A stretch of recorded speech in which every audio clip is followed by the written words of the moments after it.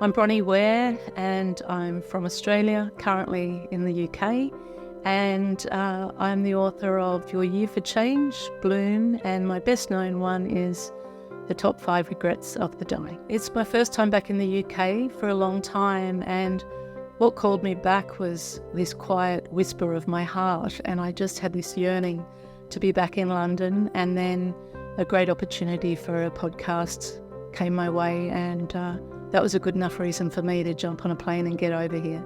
Dr. Chatterjee has been promoting my book or mentioning my book for a couple of years now, and he reached out to me just in a private conversation on Instagram and said if I was ever over in England to get in touch. And he shares a reel about the 5 regrets of the dying every few months on his page and on his social pages, and they always get a huge amount of views, and so I just realised that my message would suit his audience very strongly as well. So it was quite an honour to be able to accept the invitation. The things that Dr. Chatterjee and I spoke about went in so many different directions, far beyond what he had expected, and we spoke for a really long time, but especially around courage and what it truly means to live a life free of regrets and how we perceive regrets.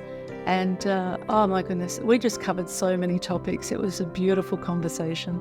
My impression of meeting Dr. Chatterjee was one of a very genuine human being, and I look forward to the friendship that was birthed during our conversation and afterwards, and we're going to stay in touch. So I'm really looking forward to getting to know him more.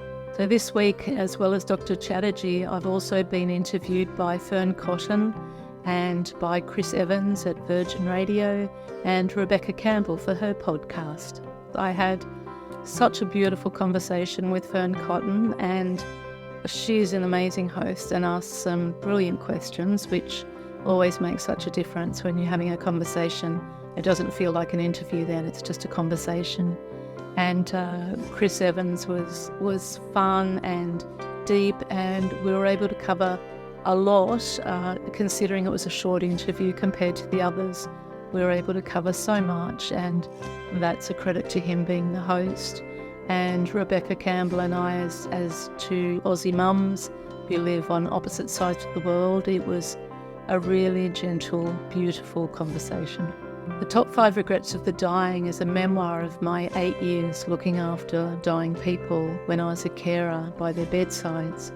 And it shows their regrets and shares stories about my patients, but also follows my own journey through those years as I learnt to implement all the lessons that I was being given from witnessing the pain of the regrets that dying people were sharing with me. I think the book resonates with readers because it gives them permission to make changes in their life and helps them realise the value of their time and how sacred it is.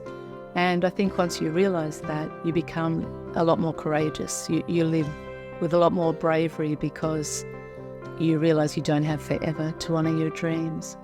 My time in the UK this week has been fabulous. I have felt incredibly looked after by the Hay House team, and also incredibly grateful that I've been able to have these interviews of such high calibre, and it's just wonderful to be back in a fabulous city, one that I lived in at one point in my life, and just to be on the opposite side of the globe for a while. It's been fabulous. I'm so grateful.